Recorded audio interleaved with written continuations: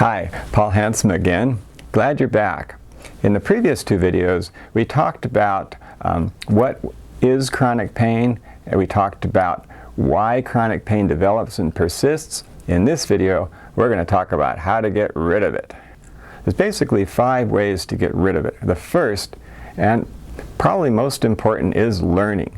And you started that in the previous video by learning about the various sources of chronic pain and learning about how to overcome them. And learning is a continuing process that's really, really valuable for overcoming chronic pain. The second one is activity. Now, activity is really useful because it helps you get back to your normal life, which is a goal. The goal is not just to get rid of pain. The goal is get back to your life. Start enjoying life again. Start doing things that are fun. And activity is the way you get there. All right? And so if you're in really bad chronic pain, you can begin by just imagining motion. You can say you want to get a glass of water from the kitchen. You can imagine sitting up in bed, rotating your body to the side, putting your feet on the floor, putting your weight to your feet, putting one foot in front of the other, and so on, all the way through to getting a glass of water and coming back to the bed. You can go over it over and over again in your mind till you're ready to actually do it. Now, this approach has been systematized in a wonderful way in a book called Graded Motor Imagery that you can find in the description to this video. Beyond that, you can start actually moving. And even at this level of sensitization, it's possible to do very gentle movements that keep you under the threshold of pain. And as you do those, as you get used to moving without pain, your sensitization will go down, and you'll be able to move more and more and more. And this approach is also talked about in the Graded Motor Imagery book. Beyond that, you can start doing more extensive gentle motions. That Qigong and Tai Chi are especially effective because they have you move through big ranges of motion slowly, and you can feel the sensations and distinguish them from pain as you move through big ranges of motion, so on. Beyond that, you can get vigorous enough, maybe you can go out and actually generate some endorphins and some of those feel-good chemicals. So activity helps all the way from imagining it to vigorous exercise. It's wonderful for recovering from chronic pain. The next thing that would really help recovering from chronic pain is biofeedback.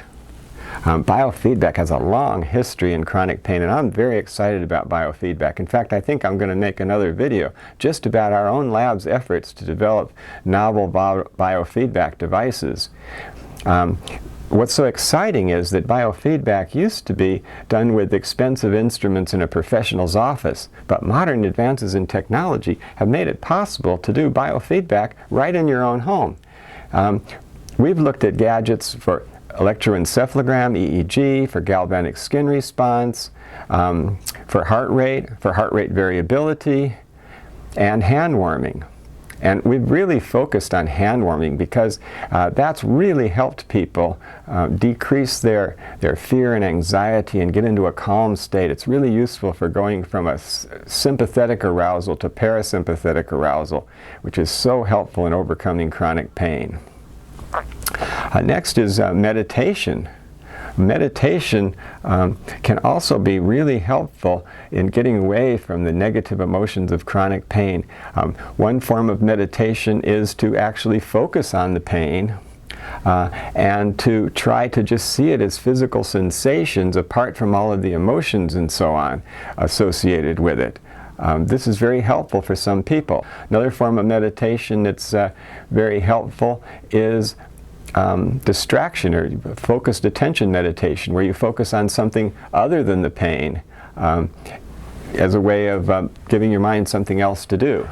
Number 5, visualization. Visualization has helped several of my friends recover from chronic pain. It's a very powerful technique where you imagine the pain as existing in your brain in the form of glowing spots of light, and then visualize those spots decreasing. This can be done with the images on the Neuroplastics website that's referenced in the description of this video. You can also imagine this. You can imagine this being your pain and imagine that pain decreasing. Now, Susan, not her real name, tried it and wrote me, "I now find myself quite suddenly pain-free, or at least pain so diminished as to not be problematic. Wow, I still feel a bit foolish, as if I've swallowed the Kool-Aid and thrown away my crutches." The truth about that, who cares? I am walking and bending with relative ease. All right, well, that's Susan's story. In order to help you have your story of recovery from chronic pain, let's summarize what we've learned by looking at the following chart. Now, this starts out with what most people imagine to be the problem, namely signals from the body, and the solution that they pursue, which is going to physicians and body workers who are trained to deal with signals from the body. And this approach works for many people for recovering from chronic pain, especially in the acute phase. However, if you have the experience of this going on for years trying this approach, and you're still in chronic pain, maybe you need to consider a more complete approach to solving your chronic pain problem. The point is, physicians are not trained in medical school to deal with thoughts, emotions, benefits, and associations that can also be contributing to your chronic pain. But fortunately, there are many resources where you can learn about how to deal with this. You can click on the links in the description to the video, and you can just click on the pictures of these wonderful healers. This will bring you to their work. I want to thank them for their incredible free resources that they've offered. I want to thank the people who've helped me make this video. And I want to encourage you to take control of the program to overcome your own chronic pain.